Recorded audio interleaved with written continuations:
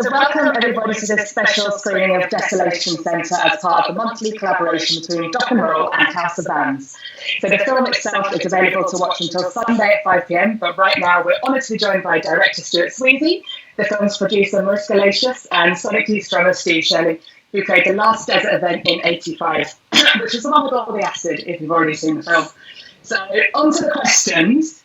Stuart, the last Desolation Center show happened 35 years ago. How long has this film been in the works? Since 1985, or was it a much more recent idea? Well, yes to both in a way, because there were certain people, like especially the Einstürzen Neubau and Survival Research Laboratory's second desert show, where we really made an effort to get it filmed, and I thought I was going to make some sort of short film out of it. But I had zero experience then. It was really hard to get equipment, and so I kind of lost track of the filmmaker who actually shot all that footage, Gary Walco, who ended up in the UK. But I would say about maybe 5 years back now, it started as a real project where I now had enough experience with having produced a music documentary, worked in TV, cable TV things and stuff like that. So I kind of was really tired of all the commercial things that I had been doing, and really got into music documentaries. So then it took me a while to realize that like the best music documentary for me to work on was the one that was really our story, you know. And so the first thing I did was reach out to Mariska, who took a lot of the photos that are in the film. And I was like, do you still have those pictures that you took out in the desert? And then it sort of took off from there. And we started a Facebook group where people started sending us audio, sending us other photos. And you know, so we realized that we had enough material to make a film at that point. So Mariska, as well as being producer on the film, you were also at all the events as well. Stuart mentioned that you took photos there. How did you end up at those Desolation Center shows? And also in the film you say you were a bus monitor for the first event. How did you get that gig? Well, I always liked organizing things, and the buses were... They were pretty new to us. Taking the buses was kind of Stuart's idea. It was a brilliant idea. And like you know, when you're in LA, driving is a huge thing. So it was just fun to get everyone on the bus. And so the way I found, most people found out about the gig was we would make little flyers and leave them up at record stores. And that's how we sold tickets. Mm-hmm. So how did you and Stuart meet your friends before the shows? Did you meet through the gigs? Stuart, we met in front of the Anti-Club, actually. I was selling little fanzines, and Stuart bought one. This is funny that sorry to jump in, but it occurred to me. The zine that you were selling when I met you for 25 cents was called Contagion.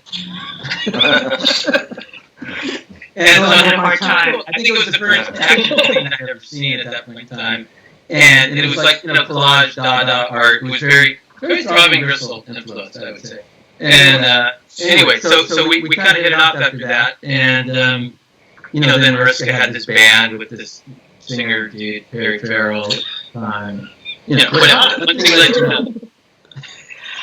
And how did you end up reuniting the film then? Have you been in contact consistently since the shows, or was it just when you reached out to Stuart to ask about the photos? Have you been kind of not speaking to each other for a while, and this is what brought you back together?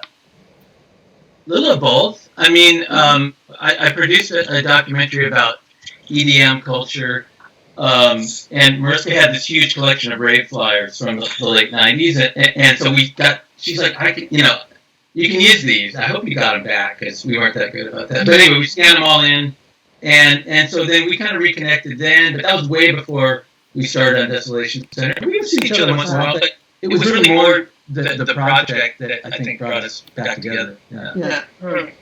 And you were in the film talking about the LA punk scene in the early 80s. What was it like being a punk in LA back then? It's mentioned that everybody knew everybody in the scene. Was that the case in your experience, and how did you both fall into that world?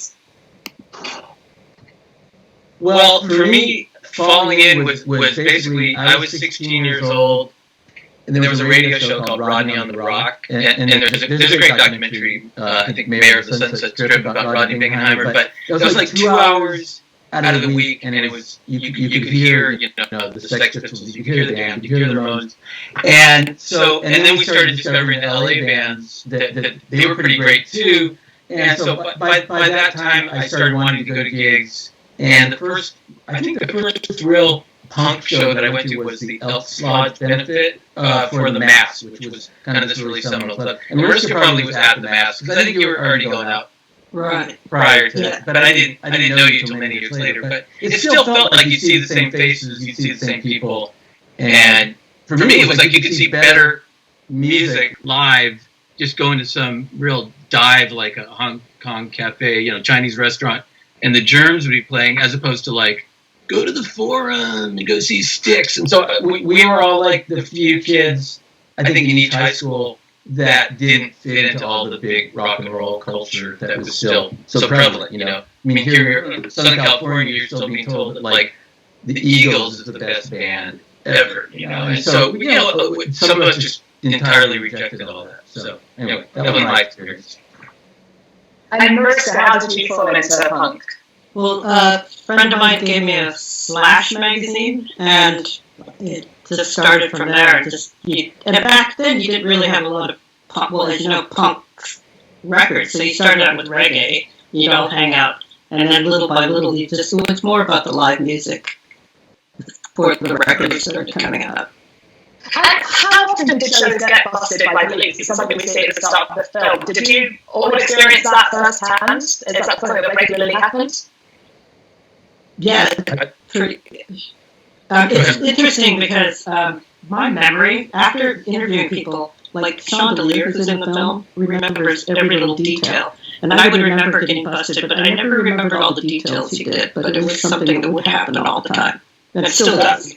I think that at the beginning, the LAPD wasn't quite as intense on the enforcement, but as the kind of hardcore thing emerged with Black Flag, more and more suburban kids got into the scene, it suddenly became like they had to stop it, And I think Don Bowles said it the best, it was like the second coming of the Black Panthers, which, here we had the SLA, there was definitely like a police sort of tactical SWAT team approach, and they would come out in force. And another person in the film, Linda Kite, talks about some of the gigs that were even more violent than anything that we showed, where the cops really were just swinging batons at middle school age kids and cracking heads. And I don't know, nobody really seemed to think there was anything wrong with that back then. Steve, you were in New York at the time, you're on the East Coast. How did the New York punk scene differ from the LA scene in your experience? Was there any kind of police clampdown on shows and parties in New York, or were you just let to have free reign? Well, for some of this era that Stuart's talking about, I was actually in Michigan still, and we had our own problems with the police. I was in an unfortunately named group called the Crucifix, and so we had a lot of experience with police and sort of a Midwest version of the clampdown. So it strangely was going on in multiple places at the same time. So what year did you get to New York then? I moved in '85. So okay, go ahead. So you were there in '85. What was the punk scene like in '85 in New York? Was it still there, or was it kind of on its last legs, or something new about to take over? Well, I guess I wouldn't call it punk then. It was more of a post-punk indie rock kind of thing, but it was super strong. It was a great era because American bands were starting to learn how to tour in the wake of Black Flag and the other SST bands who kind of paved the way for this kind of touring route across around the USA. So we had bands like Scratch Acid and the Butthole Surfers coming and playing at CBGB's from both those bands from Texas and bands Meat Puppets and everybody coming to New York, because everybody stopped in New York in these days, and especially played at CB's or the Ritz. We would see Neubauten there. So it was a great stop, and it was a really healthy time for music in the mid '80s when I moved to town. Awesome. There's mention in the film of a show at the Hollywood Palladium. It's Ramones, Black Flag, and the Minutemen on the lineup. That's one hell of a bill. Was anyone here at that show? And what was it like? It was a really great show. It was an unfortunate night to take acid, but the Minutemen are always amazing, and the whole thing. I mean, I'd seen all those bands before, but the notable thing and the reason why it's in the film and the reason why it's on the cover of Henry Rollins Get in the Band is because it was a very memorable LAPD clampdown, and they really did show up in force. And I'll never forget coming out kind of like the side of the Palladium, just like I guess a block up from Hollywood, and then there were the Guardian Angels had just come to LA, and then there was all the LAPD officers, with their tactical gear, and then the Guardian Angels were yelling like, "Run, run!" which was the stupidest advice. But and then all of a sudden I saw this guy Simon from the band Dead Hippie, who really looked like a hippie, just getting wailed on, and I think that I remember our friend Ma, who's in the film, mentioning that as well. And then it just kind of hell broke loose, and I went back in the Palladium. I was like, "Sit this out." Were there any repercussions on the release after that event, or? I think there were more repercussions on Black Flag because I don't know whether they got to play in LA again for years. But no, I don't. Mariska, did you recall any? There wasn't even really in the news, I mean, yeah, we didn't have social media back then, so you had to really hear things in real time on the news. It was nothing. So as well as the more well-known musicians in the film, you've got Harry Farrell, you've got Mike Watsubi from L7. The film talks to some other really fascinating people. I think one of my favourites was Chandelier, who it seems one of the most enigmatic people. And I saw that he sadly passed away after the film was made. I want to ask more about him. Why did you want him involved, and what does he represent about the LA punk scene at that time? Well, Shandy is one of those people I think that I knew but didn't know well. Especially when you have like a club scene, you see people, and he was always just kind of really personable, but a little enigmatic in the sense that I didn't feel like I knew him well until we did that interview, and we spent 4 hours together, and I really got his whole life story of growing up in a very white suburban part, really because his parents wanted to integrate, and his dad was like a military guy. And anyway, long story short, very sort of sexually transgendered, ambiguous, but just super fun person who was always, out. But underneath that, there was a very political dynamic and just incredible recall. So for me, it was the reason partly why Shawnee was in so much of the film. He was so articulate and so able to just kind of encapsulate, like the way he talked about Sonic Youth being in the desert and the whole Reagan era. I mean, who can speak like that? So it was nice to have somebody that could carry us through the story like that. Was anybody else that on point? Did anybody else remember everything as clearly, or was it just Sean? I thought, yeah. Our friend that she now lives in the Bay Area, and she's a poet, does City Lights bookstore readings and things like that. But she was from Long Beach originally, and good friends with the Minutemen, and she was around for a lot of the early South Bay scene, or Harbor, I guess, more, Sacramento Trust and people like that. And yeah. Just also, I think, people that think about words a lot are really good when you need to interview them. Was it easy to track all these people down? Is there kind of like a LA Punks network that you found people on, or were you still in contact with people? How did you go about sourcing all these people? Well, I think some people were easier than others. I mean, some people, it was very comfortable to just call them up. Other people, I think it was a Facebook, social media kind of thing, friends of friends. Oh, you got to talk to so-and-so, oh yeah, I didn't think about, but a lot of it, I think Mariska and I kind of knew who the people were that we thought would be the most interesting. Because, I mean, at a certain point, it got to be like, well, when I actually started editing it with Tyler Hubby, who's, a really good editor, he's like, Stuart, stop with the interviews. You've got to just make this work with the people you have. But there were certain people. Obviously, Blixa Bargeld was really important to me, and all the Einstürzen Neubauten people that we could get in the film. I mean, Alexander Haka was great, and he was the first interview. So in other words, like he was like, well, I don't know if I have time to do an interview because I'm going to be out near Joshua Tree. I'm like, whoa, stop. Like, we'll meet you there, So that really got us motivated. And then we took him out to a place where we actually did the Einstürzen about the show. So that was really cool because it had been, over 30 years for him. He actually hadn't been out to the desert in that time, hadn't been back to the location. We weren't even sure about the location. I remember Mariska and I had printed out like a photo and we were like, is this the, So, anyway. The film was kind of being a documentation of the Desolation Center events. It also seems to be, it's like kind of a B story running underneath it, which seems to be just a love letter to the Minutemen. Why was that band so important? And this is kind of for all of you, maybe Steve, were they an influence on Sonic Youth in any way? Did you love that band? Very much so.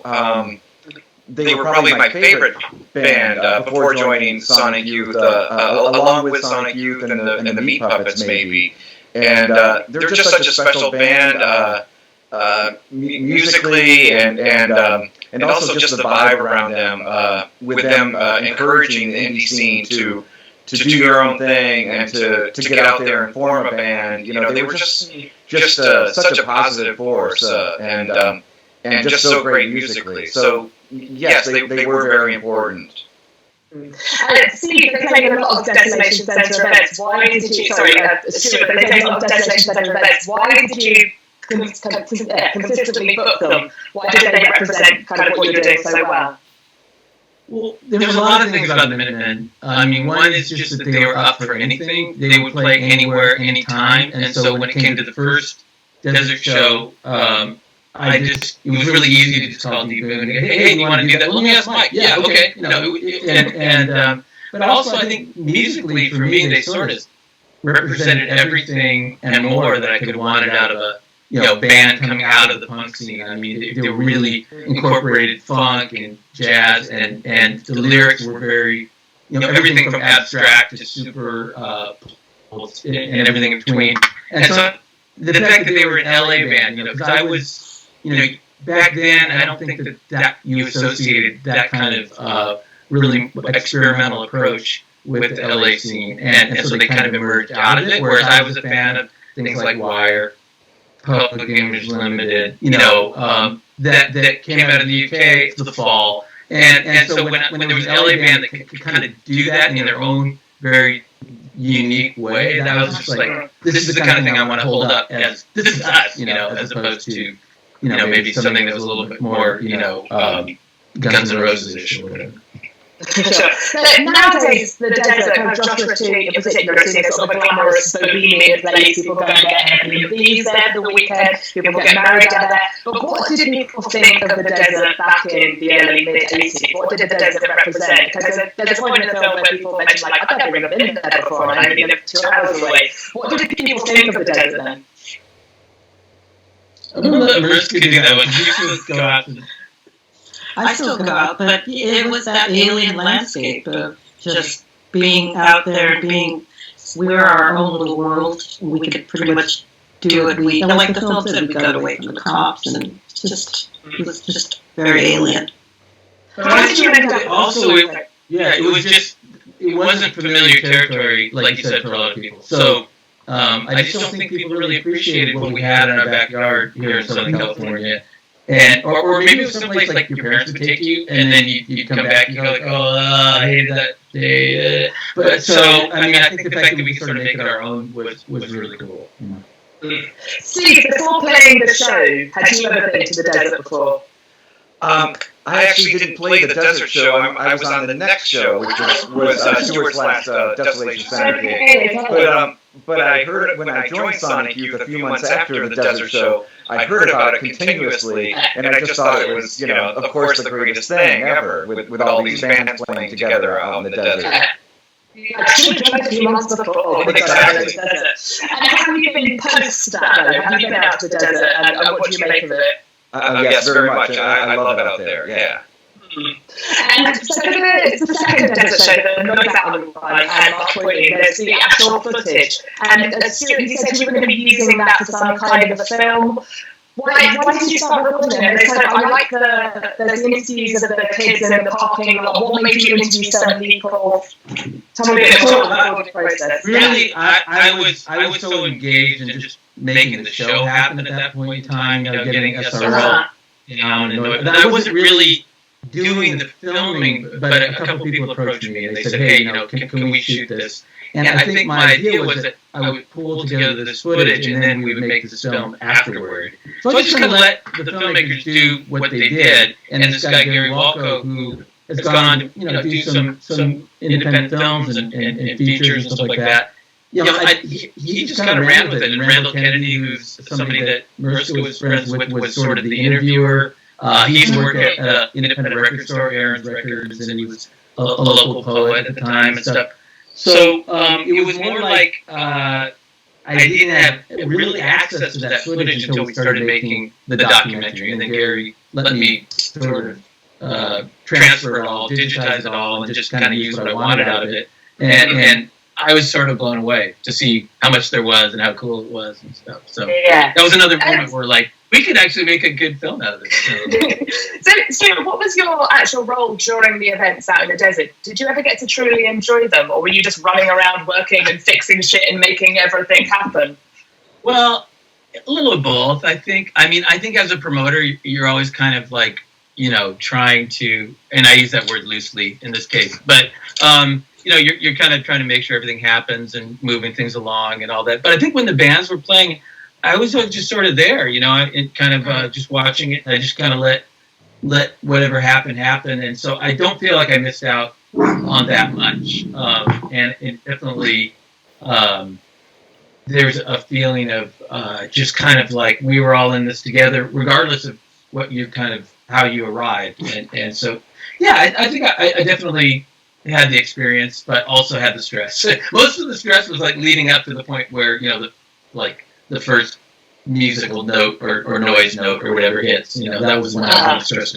And was there any kind of fear of your actual life, specifically talking about the Mark Pointing stuff? It looks quite dangerous. Did you ever think, oh God, what have we done? Well, at the time, I think I had this sort of, awe of Mark Pauline and all the SRL guys, and so I didn't question anything that they were doing. I didn't question the fact that the guy, was missing a couple fingers from previous work that he had done. But I really felt like, they know what they're doing and everything's going to be fine. But looking back, and again, that was something we're doing the interviews, kind of like gave me a different perspective, because when we sat down and we talked to Mark Pauline in his new workspace. It was like, there was this metal thing, and it flew over people's heads about 10 feet above them, and I was really worried somebody's going to get decapitated. I'm like, what? Like, you wouldn't even know that happened, because there was so much going on. I didn't realize that. I knew there was a big bang, but then again, like Shandi was like, oh yeah, there was that metal plate, and I'm like, you knew that? So, with the final desert show, the 500 hits to Acid story sounds like an urban legend. The kind of stuff that's been made up. But was literally everybody high at that show? How did anything get done if they were? Well, again, that's where I did join in the fun. And it probably wasn't a very good idea from a logistical viewpoint.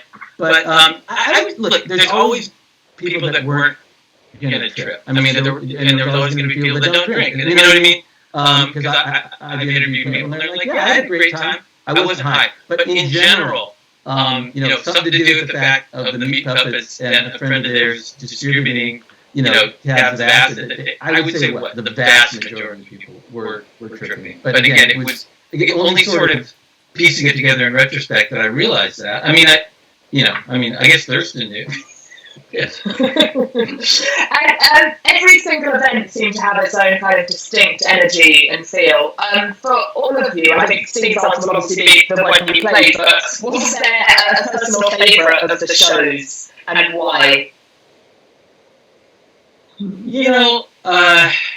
for me, like, each one of them had a different aspect that was really important of doing the events. And so, I mean, I think there was moments out of each. I mean, for me, like you mentioned about the Minutemen, I wouldn't say Joy at Sea was the best show, but for me to be able to put them on a boat with the meat puppets and go around San Pedro Harbor where they grew up and had all the LA, hipsters come to San Pedro, that was like really special, really important to me. Does it compete with, ice shirts and and explosions out in the desert? I mean, I don't know, and then Sonic Youth, that was the first West Coast show of Sonic Youth, and that whole lineup was pretty amazing. So I don't really have a favorite, but I definitely think each of them kind of together was definitely some of my favorite gigs. So, Steve, how was that show for you in the warehouse? Because obviously, Leonardo talks about it in the film and says it's kind of marred by tragedy because Steve Boone had only previously kind of died a few days before. Do you remember there being a kind of strange feeling in the air for that show? Yeah, it was a very strange gig. It was on winter solstice, so it's already a strange day. This short day, and we had spent the day in the warehouse with the Swans and with Stuart and getting ready for the show. And I remember the Swans being so loud during sound check, which is not a surprise these days, but so loud that there was like snow coming down in the warehouse, and then you looked at it. It wasn't snow. It was dust that had been sitting on the rafters for decades, and it was coming down while the sound of the Swans was shaking up this room that hadn't been shaken up like that in a long time.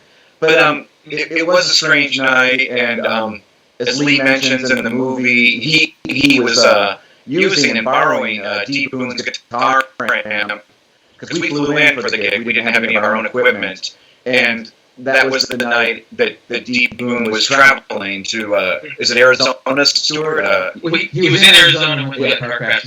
Yeah. They were, I think, on their way to New Mexico to see Linda Kite's family for Christmas break. Right. So we didn't get this news until we had all left LA and got to our respective homes for Christmas break. But it was an incredible tragedy, and we were all very upset about this because he was a hero of ours, and we were just starting to get to know the Minutemen. We had played a few shows with them. Another event that Stuart helped organize at the other warehouse, Stuart. The loading dock. Yeah, the loading dock. Downtown LA. Yeah. So it was a shame. We were becoming friends with these people that we really admired, and then we lost him like that. And that was sort of the basis of our relationship with Mike for years and years. Who, we had a very close relationship with Mike, where we played with Firehose a great deal, and we encouraged Mike to play the bass again, and he wound up playing on some of the songs on E-Ball with us. So it was an incredible night, but a lot of it happened in aftermath. You didn't know at the time that you were going to remember that night in this way. For sure. And Mariska, do any of the events in particular stand out for you? Well, I guess the first one, just because it's the first time you're standing there in the desert and it's happening, and it's like that. Then the buses got there, since I was bus monitor, so that worked out. And then you think it just can't get better, and then Stuart said, let's do another gig, and it gets better in different ways. And again, a lot of things I didn't remember Chandelier would talk about, and I'm like, that did happen. Wow. And I did take photos, so I actually was there, because sometimes I don't remember I was even there. So How many of you been to kind of bigger festivals like Coachella, which are out in the desert, not far from where these events took place? And if so, what do you make of them? Stuart, do you ever look at Coachella and think, oh my God, what did I do? I made a monster.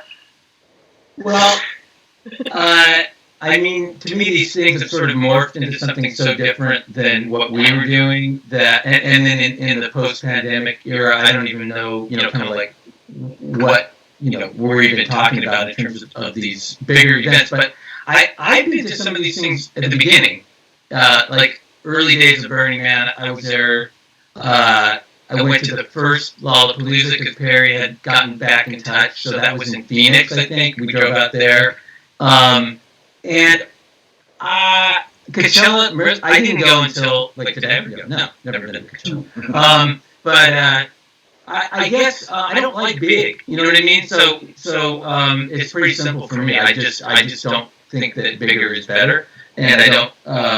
And it always feels a little bit more like you're being herded into some situation. And this felt more like, to me, like we were creating an event as almost like an art happening or whatever with music, as opposed to like, you know, I think that some of the inspirations for things like Coachella, as much as it takes place in the desert, and there's definitely a lineage of what we did all the way through Golden Voice, who were the promoters that were doing the shows like Black Flag and the Ramones and the Minutemen.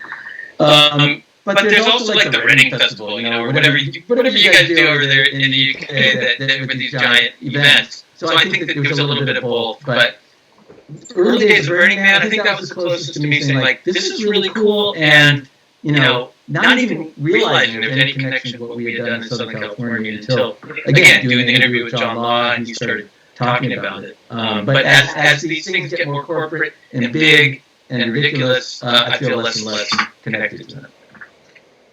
Sure. We were talking earlier about some of the specific people in the film, namely Sean. Another person who I found very interesting, we only see for a few minutes, is a guy called John Tottenham, who's Bionic failed visionary. And he sings the praises of kind of Rodney Skid Row dive-bars. Who is John, and why do you want him in the film? Well, John is a very old friend. He's from the UK originally, and he sort of, over the years, emerged as a poet, but I think he came to New York with people like Lydia Lunch first, and he's just a very distinctive personality. As among books, I'm also the publisher of a book of his poems called The Hate Poems, which I'm very proud of. But I just, you know, I knew that he'd been there. I knew he wanted to talk about it. He actually, I think he drove out with Susie Gardner in the same band with Chuck Dukowski to the second Desert Show. And as far as his appreciation of downtown, you know, I think he kind of found this Charles Bukowski kind of vibe that used to be there, with just, you know, alcoholic, barfly kind of situations, and he made the most of it for many years. Mm-hmm. And who else did you interview who didn't make the film, or did anybody you interviewed make the film? Is there other people on the cutting room floor that you didn't have time to fit in?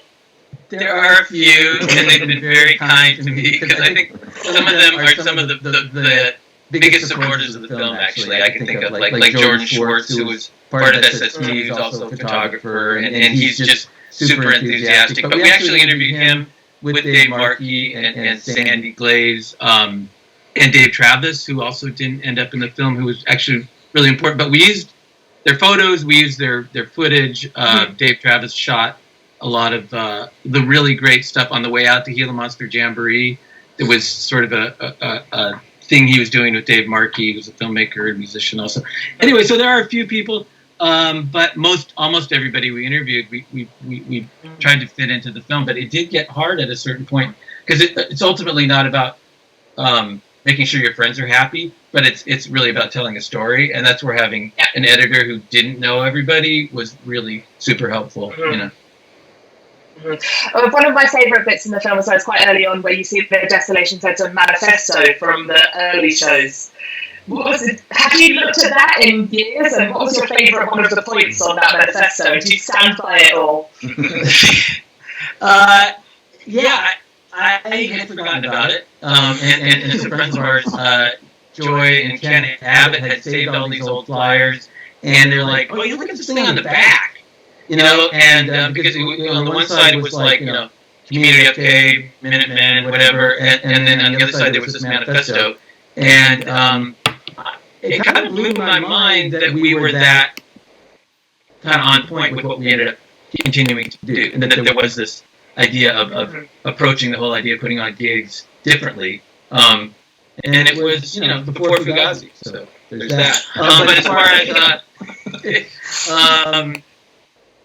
as my favorite, I mean, I guess, you know, I think that just I'd have to go back through them again. I mean, but the thing I think people misunderstood is what I want to explain is we were not against disco music. It was just that there was nowhere for bands to play, and so we said we would not be a new wave disco. We were thinking of, like, if people remember, like the Seven Thieves, they're just like these sketchy hangouts where people would dress like Duran Duran, and we just wanted nothing to do with that. But it was nothing against, like, Boogie Oogie Oogie or anything like that. If you were to host a Desolation Center event right now in 2020, pandemic notwithstanding, who would you book? Do any acts or artists out there right now fit with the spirit of the original festival? Or I mean, to me, it's a really complicated thing because music has sort of evolved in a lot of different ways. And like I saw the reunion of This Heat, before all the shows started getting shut down, and so this is not This Heat. To me, it would have been a perfect, desert show thing. But there's also, there's you want to work with the people that you worked with in the past. If somebody like Steve and other members of Sonic Youth wanted to do one of these shows, that would be amazing too. So it's one thing that we had talked about. I think, especially in the Trump era, when we were starting to think about. What would the next gig be? Was like bringing some people up from Mexico, for instance, because there's always been a cool scene in Tijuana, and sort of finding like that kind of, is there somebody that's doing metal percussion and noise and, but coming out of a different cultural vibe. So, I don't think there's any one act that we, Mariska, do you have any? Well, we started looking at bands in Mexico, and such a great scene there. But then pandemic hit, so here you go. Mm-hmm. Just kind of my final question before I leave you all. I just don't know what's next for everyone. What's everyone working on at the moment? Are there more films in the pipeline? Is there more music in the pipeline? Steve, what's happening in 2021 for you guys? Well, Stuart and I are working on a soundtrack album for the movie, and we hope to put that out next year. It'll feature most of the bands in the movie, and we hope to have live recordings and unreleased recordings from all the bands. Amazing. Mariska, what are you up to next year? Surviving, I think, right now. Yeah. Well, I have one film project that I started on that sort of came out of, I'll just give a very short version of it, but it came out of one of the film festivals that we screened at in Kosovo, a festival called Dokafest, and it has to do with the group of artists around Laibach in Slovenia, and one of them is a avant-garde theater director who's also a Russian-trained cosmonaut, and so this is going to be kind of like what we're calling a futurementary about Dragan doing his final performance in outer space. So that's in the works with a director named Igor Zupek. Fantastic. Amazing. And, okay, so my final question, an audience question: what do you think the future for DIY culture and guerrilla shows is? Well, I think that this would be a good time, both if anybody's inspired by seeing the film and also by the whole live music thing having sort of had to go on hold for all this time, to emerge with, I think, a more DIY approach to gigs along with everything else, because there's a lot of opportunity with technology, I think, to connect people and put things together, even though we did it all kind of analog. And I have to say, when we did screenings and I would meet people after the screenings, they would be talking about, there's a great place, in the Upper Peninsula of Michigan where, you could do a show, or, things like that, where I think every place, it's not really about the desert to me, it's really about transforming environments, and wherever you are could have the opportunity to do really interesting small scale gigs and spontaneity. Steve, is DIY show something that you still play as kind of a scene that you're still involved in? The DIY? Yeah.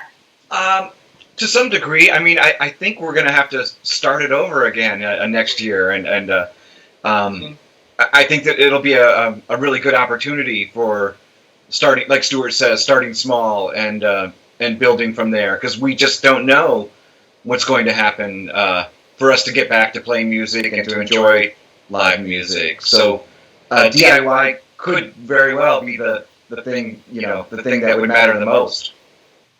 Amazing.